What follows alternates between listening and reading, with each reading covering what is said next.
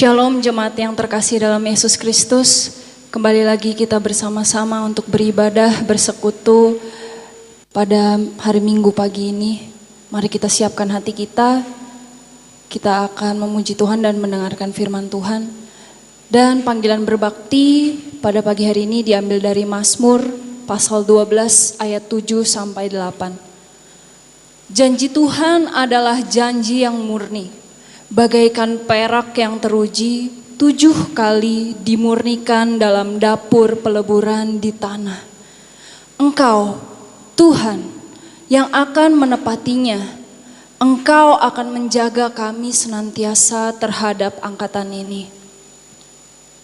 Mari kita siapkan hati kita akan memuji Tuhan dengan segenap hati bahwa Dia kuasanya terlebih besar dari segala apapun.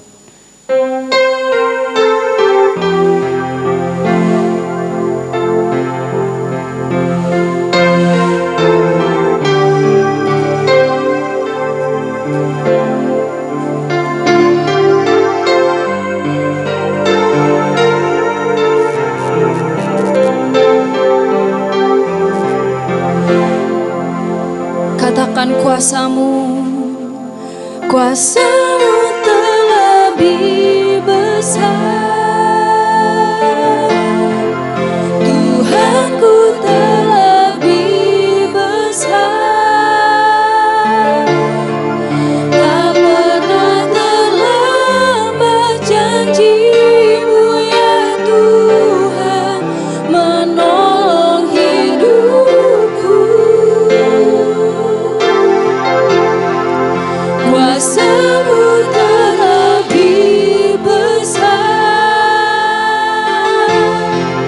Tuhanku terlebih besar. Tak pernah terlambat janji-Mu ya Tuhan pulihkan hidupku. Hanya Kau Tuhan, hanya Kau Tuhan penolongku yang selalu setia, selalu setia bersamaku.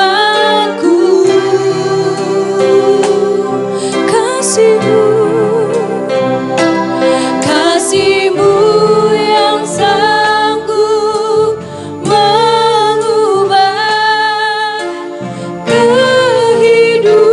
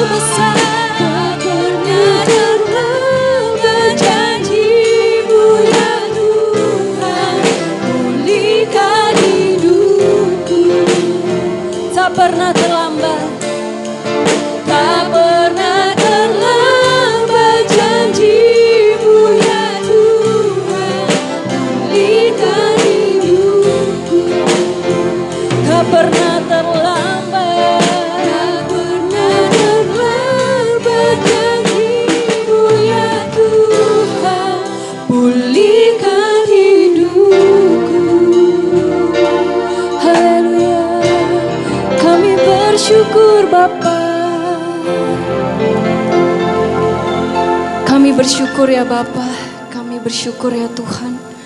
Mengucap syukur atas kasih setiamu yang senantiasa hadir dalam kehidupan kami. Mengucap syukur atas kesempatan yang masih Tuhan berikan kepada kami, jemaat-Mu GBI Margahayu Bekasi, untuk bisa bersama-sama bersekutu di rumah melalui ibadah online ini ya Tuhan. Kiranya Tuhan yang memberkati ibadah ini dari awal, pertengahan hingga akhirnya. Ampunilah ya Tuhan segala dosa dan pelanggaran kami, dan kami serahkan ibadah ini hanya di dalam nama-Mu Tuhan kami Yesus Kristus. Hanya di dalam nama Tuhan kami Yesus Kristus kami berdoa mengucap syukur. Haleluya. Amin.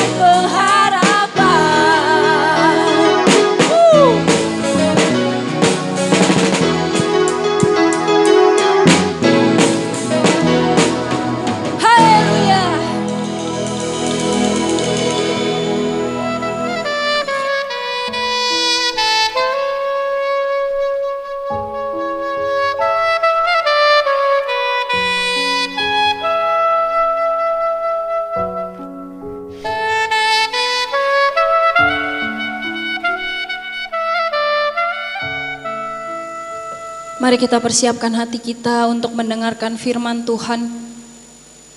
Biarlah firman Tuhan yang menggenapi hati kita.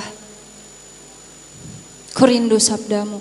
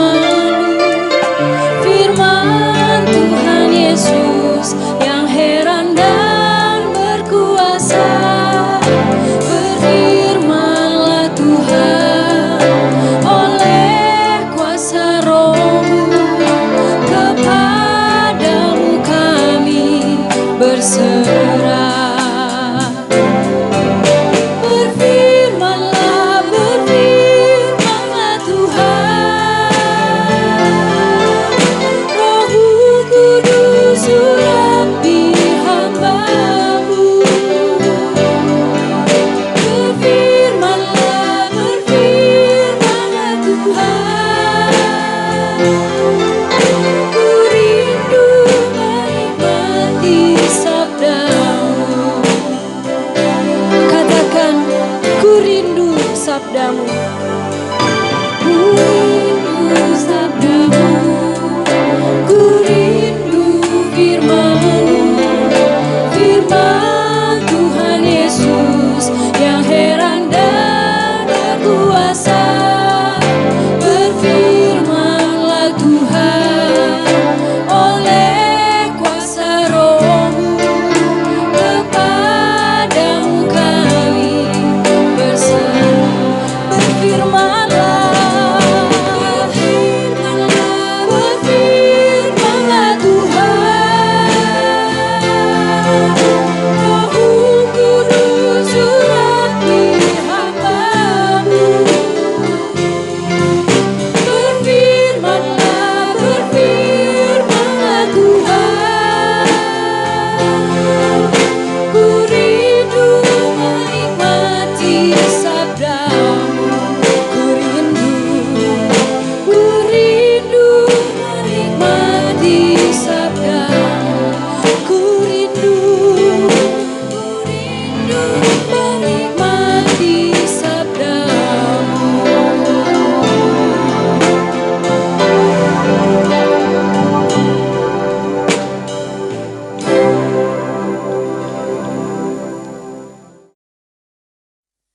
Shalom Bapak Ibu Saudara dikasih Tuhan, kita bersyukur pada saat hari ini, hari Minggu, kita boleh berkumpul bersama-sama, walaupun saat ini kita beribadah di rumah masing-masing, tetapi kiranya sukacita Tuhan boleh senantiasa memelihara kehidupan kita.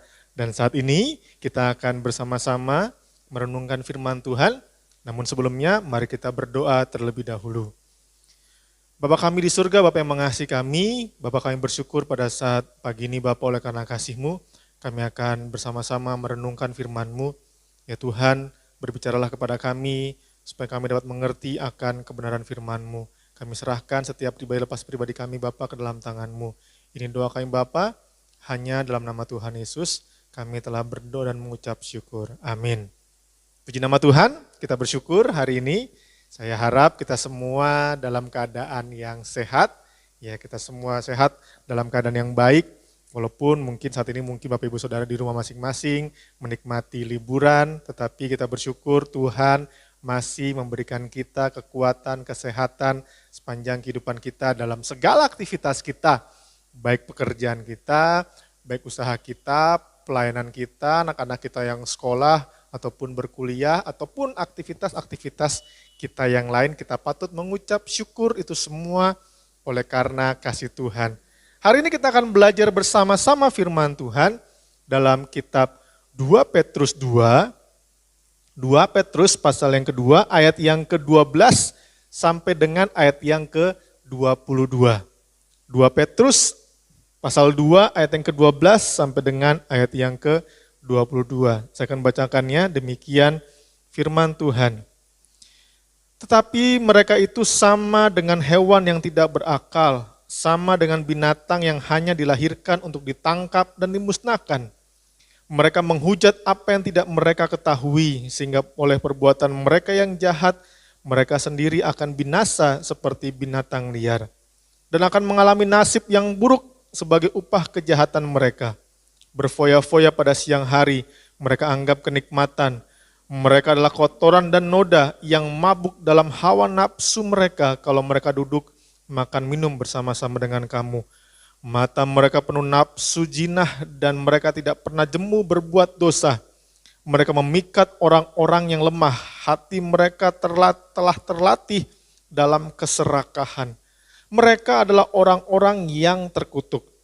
Oleh karena mereka telah meninggalkan jalan yang benar, maka tersesatlah mereka lalu mengikuti jalan Bileam, anak Beor, yang suka menerima upah untuk perbuatan-perbuatan yang jahat.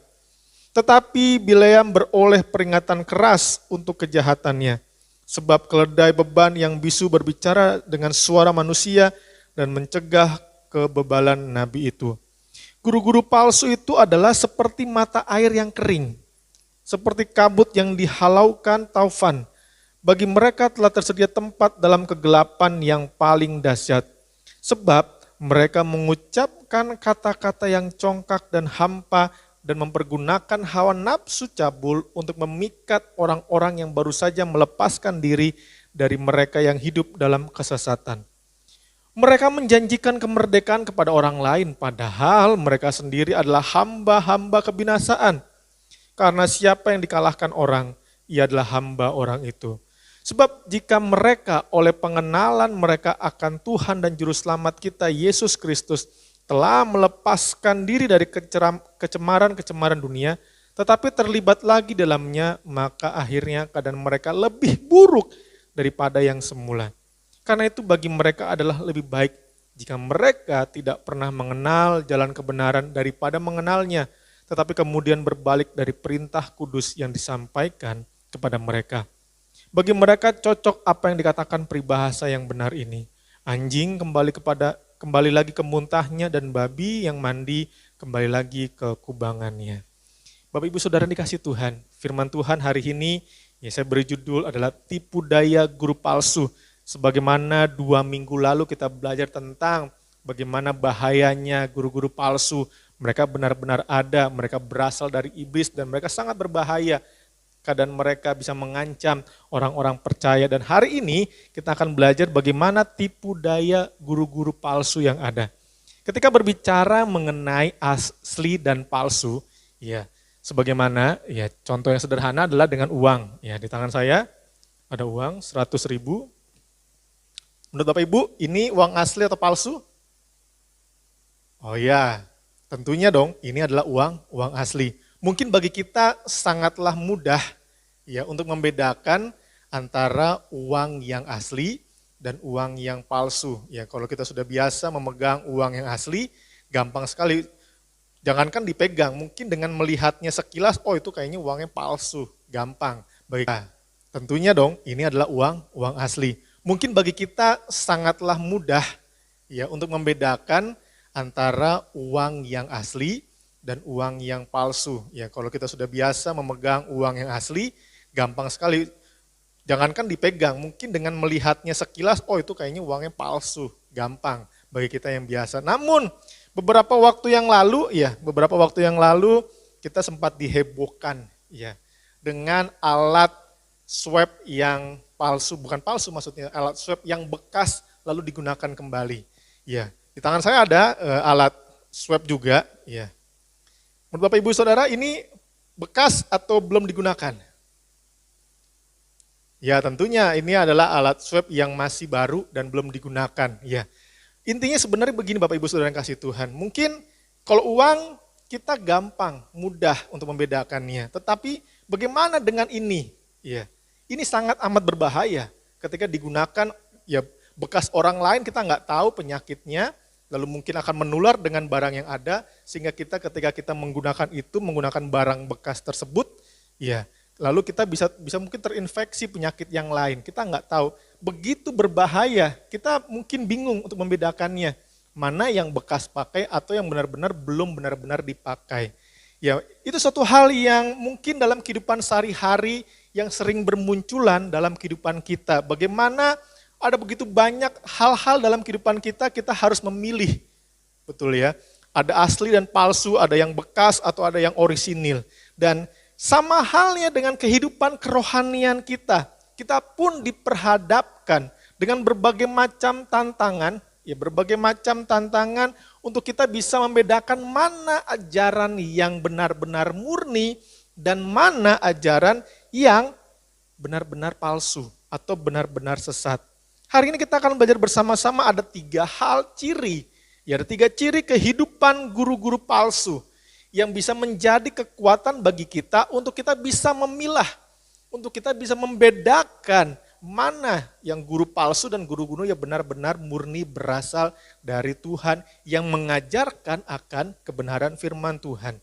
Ada 3 hal, 3 ciri kehidupan guru-guru palsu. Yang pertama tentunya guru-guru palsu menggunakan sumber di luar Alkitab. Ingat, guru-guru palsu lebih sering menggunakan sumber di luar Alkitab sebagai ajaran utama mereka. Sebagai ajaran utama mereka, mereka juga mengatakan, oh ini firman Tuhan bagi mereka. Ini adalah Alkitab bagi mereka, tetapi sebagai ajaran utama mereka, Mereka sering menggunakan di luar dari Alkitab, dari pemikiran, hasil pemikiran mereka. Mungkin mereka bilang, oh ini kan hasil penafsiran saya dari Alkitab. Tetapi hati-hati, karena begitu berbeda adalah pesan, ya pesan yang disampaikan ketika itu benar-benar dari firman Tuhan. Ya ada istilah dengan eksegesis dan eisegesis. Ya eksegesis itu adalah firman Tuhan yang keluar yang memberkati kita, akhirnya kita bisa mengerti. Atau kita punya pengalaman lalu kita cari ayatnya yang mendukung. Padahal itu belum tentu ayatnya cocok dengan pengalaman kita. Nah, hati-hati dengan seperti itu, ada istilah seperti itu. Jadi ada pesan yang berbeda dari firman Tuhan. Ingatlah bahwa seluruh pengajaran Alkitab itu berfokus kepada Kristus. Ya. Bukan kepada diri sendiri, apalagi kepada kesenangan diri sendiri. Jadi berhati-hati ketika ada orang yang ingin mencoba untuk mengajarkan sesuatu hal yang fokusnya kepada diri sendiri. Kepada kita, untuk kita, oleh kita, semuanya untuk kita, untuk saya, dan saya, fokusnya kepada saya. Padahal Alkitab fokusnya jelas kepada Yesus Kristus. Apalagi firman Tuhan ini adalah Yesus Kristus yang Allah sendiri yang mengilhamkannya kepada para penulis. Sehingga pesan ini berbeda. Ya. Dari mana kita tahu? Dalam ayat tadi yang kita baca dalam 2 Petrus 2 ini, di dalam ayat yang ke-18 dikatakan, sebab mereka itu guru-guru palsu ya, mereka mengucapkan kata-kata yang congkak dan hampa. Ya. Mereka menggunakan kata-kata yang congkak dan hampa.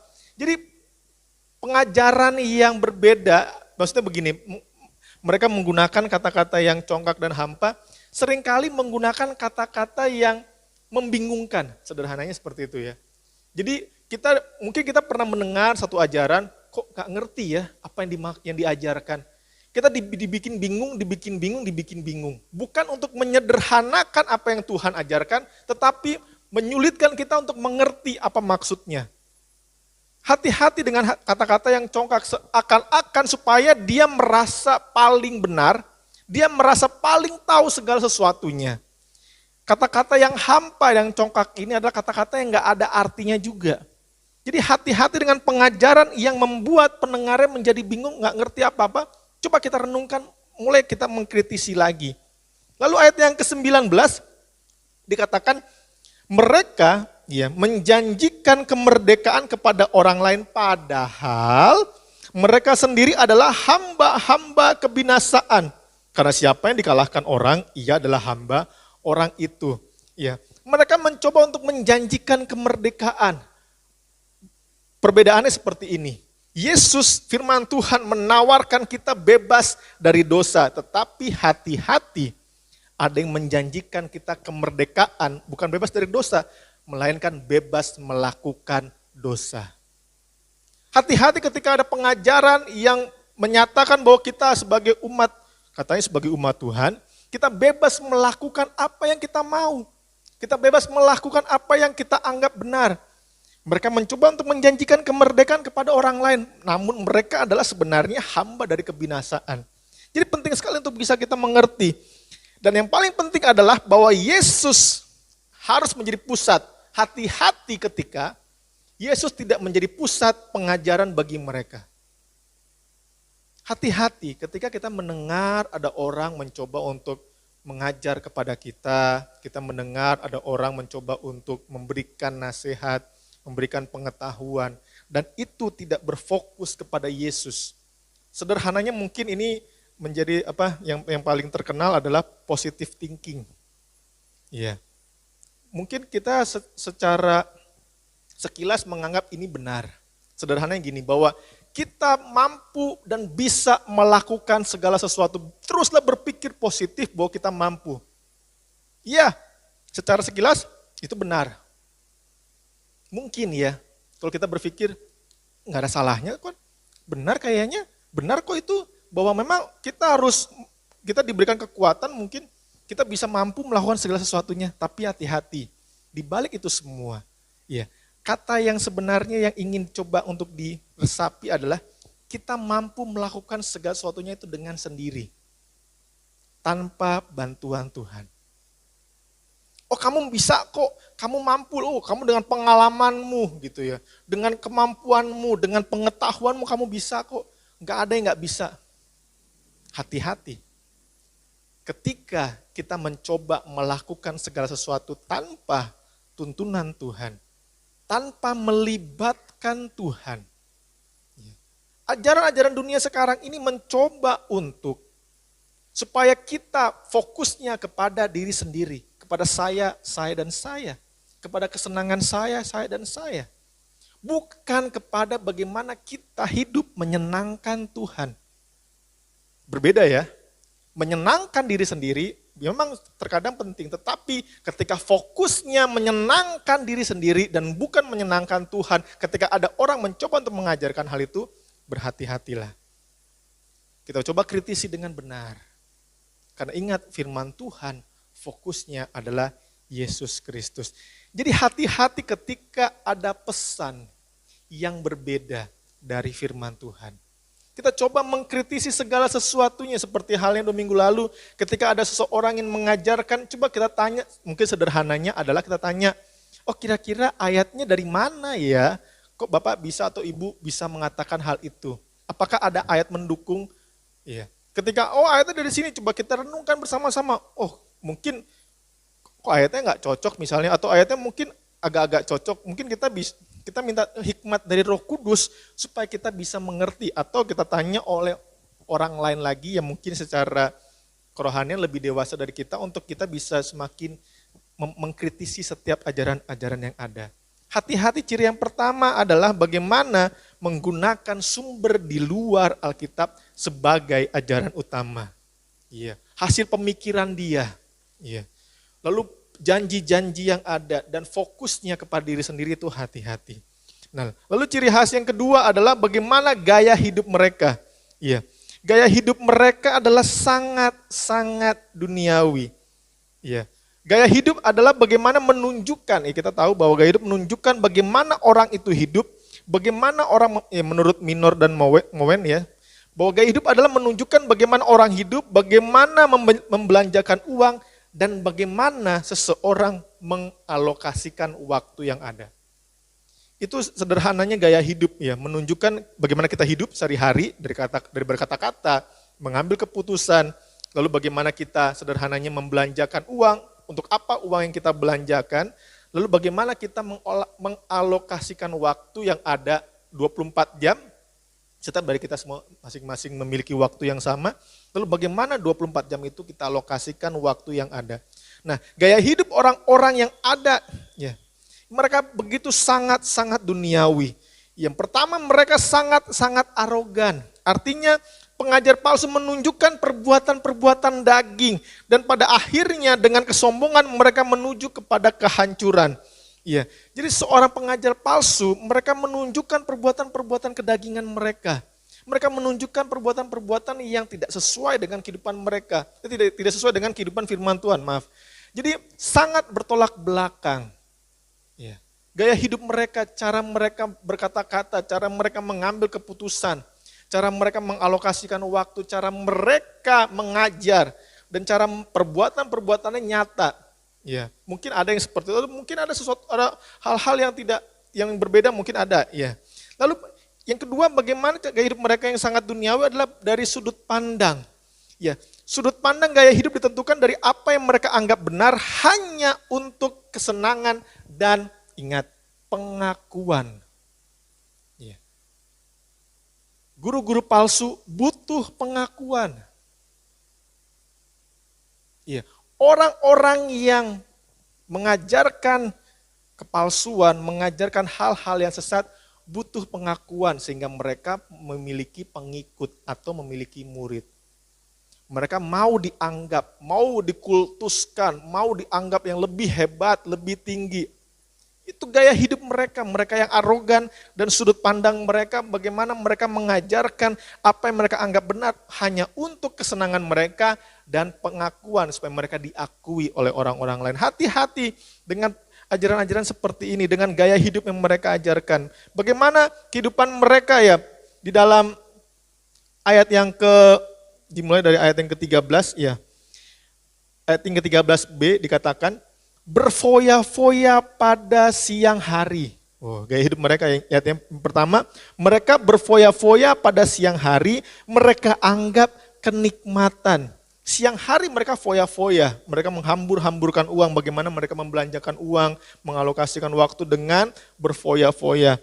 Mereka anggap kenikmatan, mereka adalah kotoran dan noda. Lalu mereka mabuk dalam hawa nafsu mereka kalau mereka duduk makan dan minum bersama-sama dengan kamu. Mereka berfoya-foya, ya, mereka mabuk dalam hawa nafsu, kehidupannya hanya dipenuhi oleh hawa nafsu, kesenangan duniawi, kesenangan untuk diri sendiri saja. Lalu dalam ayat yang ke-14, mata mereka penuh nafsu jinah dan mereka tidak pernah jemu berbuat dosa. Ya, mata mereka penuh nafsu zina. Ada ajaran-ajaran yang, ya memang ada ajaran-ajaran yang mengaku Kristen, ya, tetapi menggunakan seseorang, ya saya sebut aja misalnya menggunakan wanita sebagai cara mereka untuk memperalat, untuk bisa mendapat pengikut. Dengan zinah dikatakan di sini, dengan mata penuh nafsu zinah. Ya, dengan cara-cara keberdosaan, cara-cara kedagingan. Memang secara manusia, setiap manusia ketika melakukan dosa, ada yang berkata bahwa memang dosa itu enak untuk dilakukan. Mudah untuk dilakukan, senang untuk dilakukan. Jadi guru-guru palsu ini menyasar kepada golongan-golongan yang seperti ini. Yang hidupnya senang melakukan dosa. Lalu mencoba untuk disambung-sambungkan dengan firman Tuhan. Disambung-sambungkan dengan apa yang ada dalam ajaran Alkitab. Lalu mereka mencoba supaya apa yang mereka anggap benar dengan sesuai, lalu mulai mencomot Alkitab.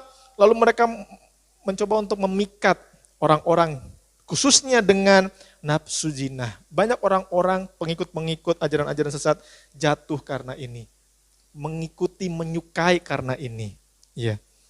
Lalu yang terakhir dikatakan setelah mata mereka penuh nafsu zina dan mereka tidak pernah jemu berbuat dosa, mereka memikat orang-orang lemah, hati mereka terlatih dalam keserakahan. Mereka adalah orang-orang yang terkutuk. Hidup mereka, gaya hidup mereka penuh keserakahan.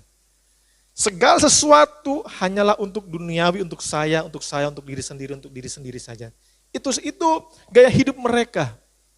Jadi hati-hati, mungkin mereka mengajarkan hal-hal yang wah, hebat, hal-hal yang tinggi, hal-hal yang wah, yang tak terselami, hal-hal yang membingungkan, tetapi gaya hidup mereka berfoya-foya, mereka hidup dalam hawa nafsu, mata mereka penuh nafsu zina, dan hati mereka penuh dengan keserakahan. Buah mereka jelas, mungkin saat ini tidak terlihat, tapi nanti akan ada buahnya yang sangat jelas terlihat dari pola hidup mereka lama-kelamaan. Ya, kita melihat bagaimana orang-orang yang mengaku guru-guru palsu, ya mengaku guru-guru ataupun mungkin utusan Tuhan dan segala macamnya, ya mungkin mereka mengaku bahwa saya adalah Yesus Kristus atau Isa yang akan datang. Bagaimana kita lihat buahnya kehidupan selanjutnya? Hancur kehidupan mereka.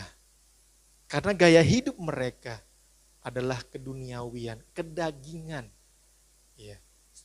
Tadi mereka menjanjikan kemerdekaan untuk bebas berbuat dosa, bukan kemerdekaan lepas dari dosa atau jerat dosa. Jadi gaya hidup mereka menunjukkan bagaimana kehidupan mereka.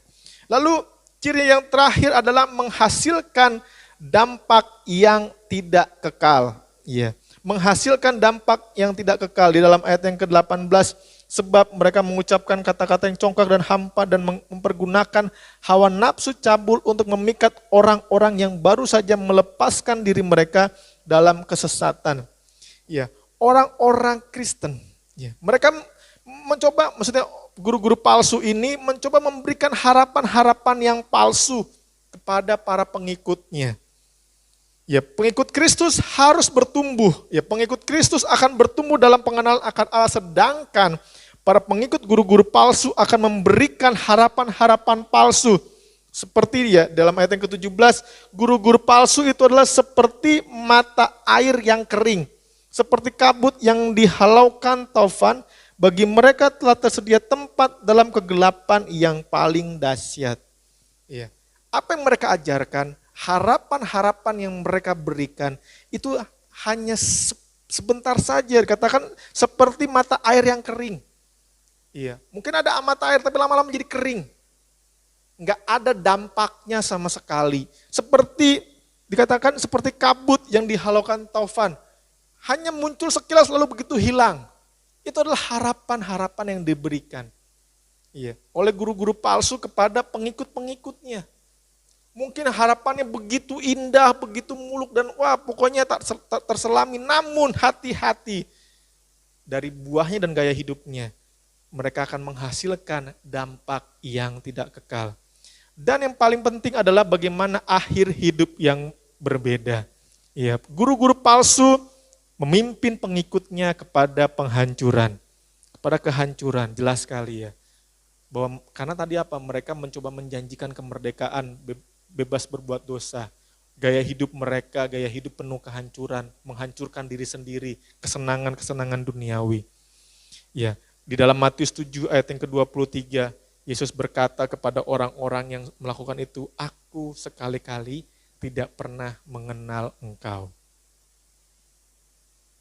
Mungkin mereka mengadakan tanda-tanda, mengadakan begitu banyak mukjizat.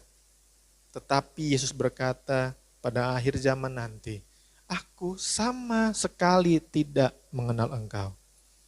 Oleh karena itu Bapak Ibu Saudara yang kasih Tuhan, sebaliknya mereka, kita yang mendengarkan dan bertekun dalam pengajaran yang sehat akan menerima kehidupan yang berkelimpahan sekarang dan dalam kekekalan. Ya, ini menjadi perenungan kita. Bagaimana akhir yang berbeda jelas sekali itu nampak. Ya, buahnya mungkin saat itu tidak kita lihat, tapi nanti kita lihat. Atau mungkin kita pernah melihat yang dahulu-dahulu pernah mengaku sebagai Mesias atau mengaku sebagai utusan Tuhan yang diutus secara langsung. Tetapi akhir kehidupannya berbeda, kehancuran yang ada. Dari buahnya, dari para pengikutnya yang mulai tercerai-berai. Para pengikutnya yang saling tusuk-menusuk satu dengan yang lainnya. Para pengikutnya yang mulai saling tuding-menuding, menuduh. Bahkan akhirnya mereka mulai hancur, masing-masing menjadi hancur. Akhir yang beda dengan kita yang bertekun di dalam Tuhan.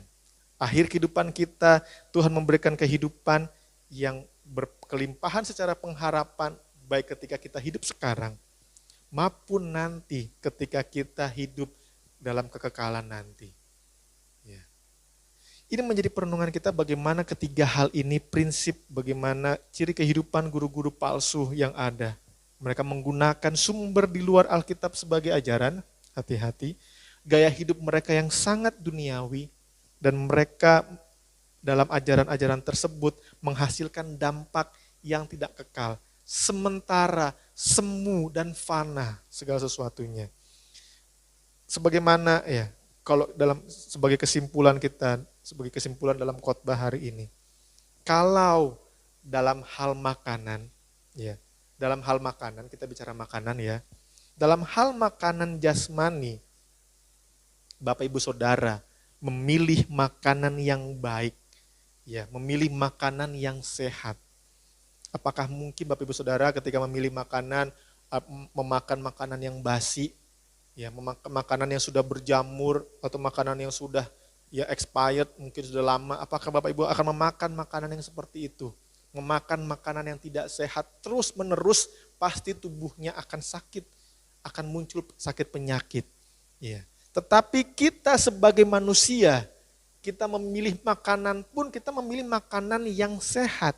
Ya, makanan yang baik dikonsumsi bagi tubuh kita, apalagi dan kita pun mungkin akan menyensor makan, oh ini mungkin gak cocok, mungkin kita punya ada gejala ini, kita punya penyakit ini, kita menyensor makanan-makanan kita supaya kita masih tetap bisa hidup agak lebih lama. Mungkin dalam pikiran kita seperti itu. Kita sensor makanan-makanan yang ada. Apalagi di dalam kehidupan kita, kekristenan kita, di dalam kehidupan kerohanian kita. Justru kita harus lebih lagi menyeleksi, ya, ataupun menfilter setiap ajaran-ajaran yang ada. Karena itu kita konsumsi secara rohani. Kita perlu menyeleksi dengan baik. Sebagaimana 2 minggu lalu kita perlu berdoa kepada Tuhan. Untuk meminta kepada Tuhan supaya Tuhan memberikan hikmat kepada kita. Supaya apa? Supaya Tuhan menyingkapkan. Ya, menyingkapkan kepada kita untuk kita bisa membedakan. Lalu kita meminta hikmat kepada Tuhan supaya Tuhan memberikan pengetahuan iman kepada kita. Supaya kita bisa membedakan mana yang benar dan mana yang tidak benar. Oleh karena itu Bapak Ibu Saudara yang kasih Tuhan, hati-hatilah dengan tipu daya guru-guru palsu yang hari-hari ini semakin gencar. Ya, karena orang sudah mulai banyak putus pengharapan. Ya, mungkin banyak dari antara orang-orang Kristen di luar sana mereka tidak lagi memiliki pengharapan karena kehidupan mereka mungkin mengalami penderitaan, mereka mengalami PHK, kehidupan mereka mungkin usahanya bangkrut, apalagi dengan kondisi keuangan yang saat ini sedang menurun, kondisi pandemi yang ada, lalu muncul harapan-harapan yang palsu, harapan-harapan yang semu, yang menyenangkan, yang setidaknya hari itu, setidaknya paling enggak selama di dunia ini mereka bisa hidup senang, mereka bisa setidaknya melupakan. Hati-hati, ya, hati-hati dengan ajaran-ajaran atau harapan-harapan yang mencoba menjanjikan kemerdekaan untuk bebas berbuat dosa. Karena apa? Karena Yesus menjanjikan kemerdekaan untuk kita lepas dari dosa, bukan bebas melakukan segala dosa. Kiranya firman Tuhan pada saat pagi ini mengingatkan saya dan Bapak Ibu Saudara kembali untuk kita bersama-sama tetap kuat di dalam Tuhan, tetap sebagai pengikut Tuhan yang setia. Kiranya firman Tuhan menguatkan kita untuk kita bisa membedakan. Tuhan memberikan hikmat kepada kita untuk kita bisa terus mengenal akan kebenaran firman Tuhan. Amin. Mari kita tundukkan kepala. Bapa kami yang di surga, kami bersyukur Bapa pada saat pagi hari ini oleh kebenaran firman-Mu. Ya Bapa, kami bersyukur Engkau akan memberikan hikmat kepada kami untuk memberikan pengertian, untuk menyingkapkan kepada kami bagaimana kami bisa membedakan mana ajaran yang benar dan mana ajaran yang palsu itu Bapa. Mampukan kami Bapa, hikmat-Mu boleh terus beserta dengan kami. Engkau memberikan kami petunjuk-petunjuk yang sangat jelas bagaimana mereka hidup, gaya hidup mereka, bagaimana ajaran mereka yang tidak sesuai dengan firman Tuhan, dan dampak yang mereka ajarkan itu tidak memiliki kekekalan. Kami bersyukur Bapa sebagai umat-Mu, kami bersyukur memiliki Engkau, yang memberikan kepada kami pengharapan. Untuk kami boleh terus berharap hanya kepada Tuhan, satu-satunya Tuhan, pemilik alam semesta ini, yang menjanjikan kepada kami kehidupan yang kekal. Kami bersyukur Bapa sebagai anak-anak-Mu. Kami serahkan Bapa seluruh kehidupan kami ke dalam tangan-Mu Bapa. Biar kiranya Bapa Engkau yang akan terus menuntun kehidupan kami. Terima kasih bersurga, terima kasih. Ini doa kami Bapa, dalam nama Tuhan Yesus. Kami telah berdoa mengucap syukur.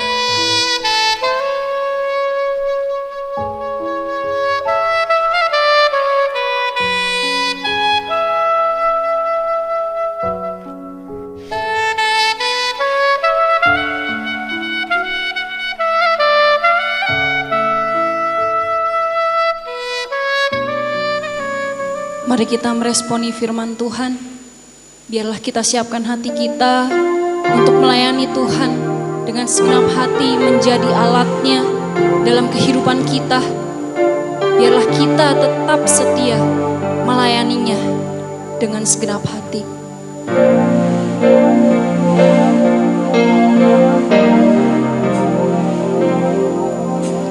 Seperti wanita mengurapimu, menangis di bawah kakimu.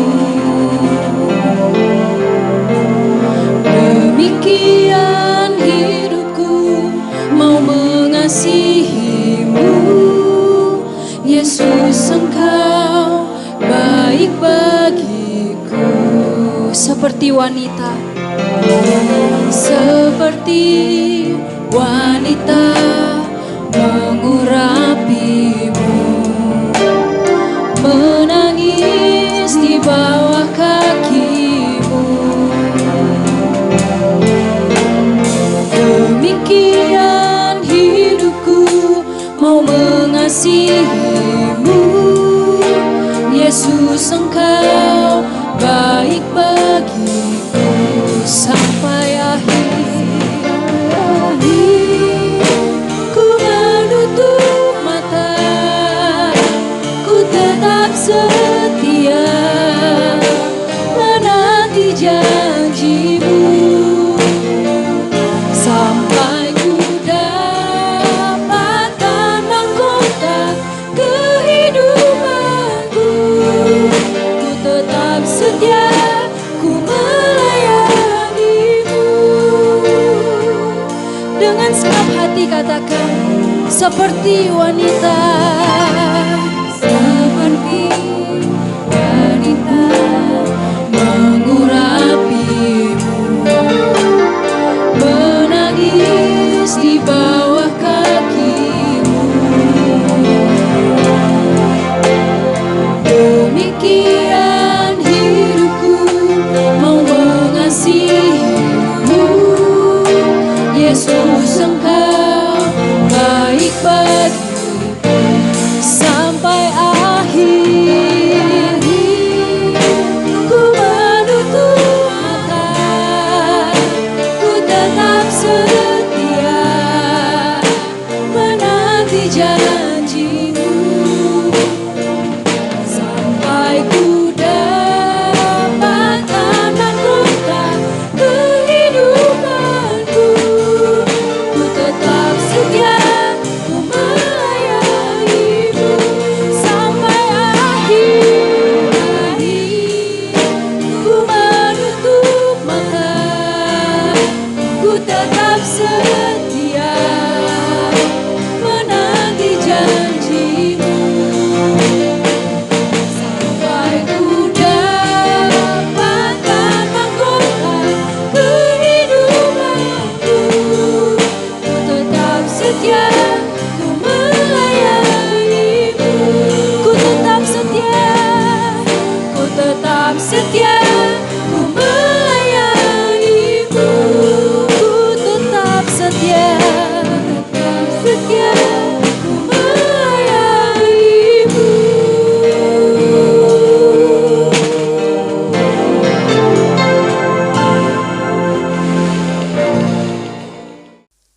Mari Bapak Ibu Saudara yang dikasih Tuhan, kita akan mengakhiri ibadah kita hari ini. Mari kita berdoa. Bapa kami yang di surga, Bapa yang mengasihi kami, Bapa kami bersyukur untuk ibadah hari ini yang telah Tuhan nyatakan bagi kami. Setiap puji-pujian yang kami naikkan kepadamu Bapa, dan firman Tuhan yang menguatkan kami kembali. Ya Bapa, kami serahkan seluruh kehidupan kami ke dalam tangan-Mu.